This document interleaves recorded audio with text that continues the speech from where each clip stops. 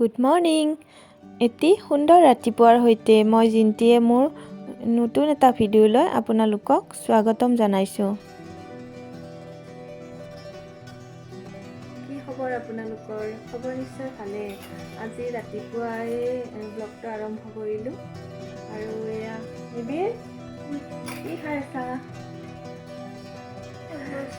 গাখীৰ আৰু চকোচ এনেকৈ গাখীৰত দি কিনে খাই আছে আৰু ভিডিঅ'টো স্কিপ নকৰাকৈ চাই থাকিব দে। এয়া আমাৰ সন্মুখৰ পৰিৱেশ দে গাইজ।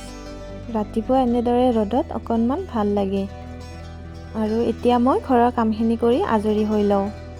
যিহেতু বাবুৰ স্কুল বন্ধ আছে, গতিকে তাৰ লগতে এনেদৰে দুয়ো একেলগে থাকি কামখিনি মই কৰি যাওঁ নিজৰ। আৰু এয়া সি আগৰ পিনে অহা যোৱা কৰি আছে বদমাচি, আৰু স্কুল নাথাকিলে মোৰ লগত এনেদৰে লাগি থাকে, কিয়নো সি বাহিৰলৈ যাবও ভয় কৰে অকলে, আৰু পৰিস্থিতিও যিহেতু বেয়া, গতিকে তাক মই এনেদৰে ৰাখিয়ে কামখিনি কৰি লওঁ। আৰু অলপ পিছত পাকঘৰলৈ যাবৰে হ'ব।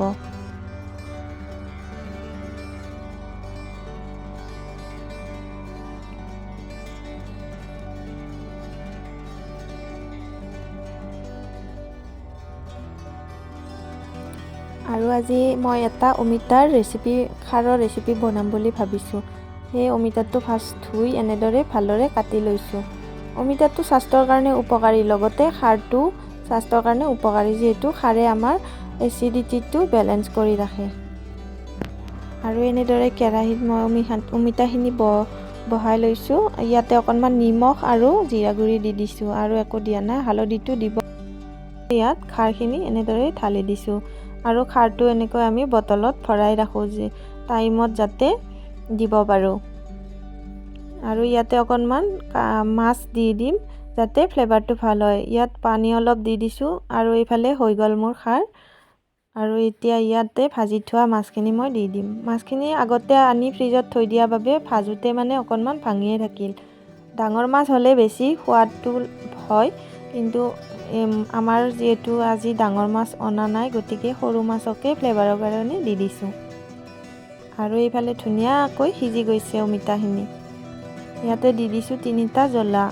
জ্বলাটো নিজৰ পচন্দ অনুসৰি দিব পাৰে, মই অলপ কমকৈ দিছোঁ। আৰু ইয়াতে দি দিছোঁ 2টা ধনিয়াৰ পাত, যাতে ধুনীয়া গোন্ধ এটা ওলায়। ফাইনেলি হৈ গ'ল।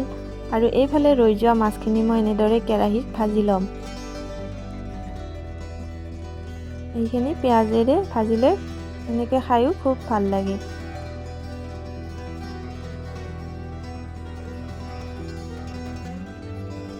আৰু এইফালে মই ঘৰটো এনেদৰে ঝাৰু দি লৈছোঁ। কালি যিহেতু ভিডিঅ'টো সম্পূৰ্ণ নহ'ল, গতিকে আজি ৰাতিপুৱাই আকৌ ষ্টাৰ্ট কৰিছোঁ।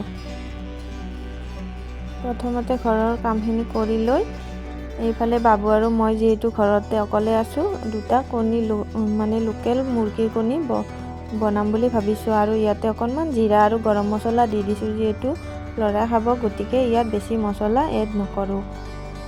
আৰু হৈ গ'ল মোৰ পনীৰ আঞ্জা। আৰু এইফালে মই সৰু আলু আৰু বিন অলপমান ভাজি লৈছোঁ দুয়োৰে কাৰণে।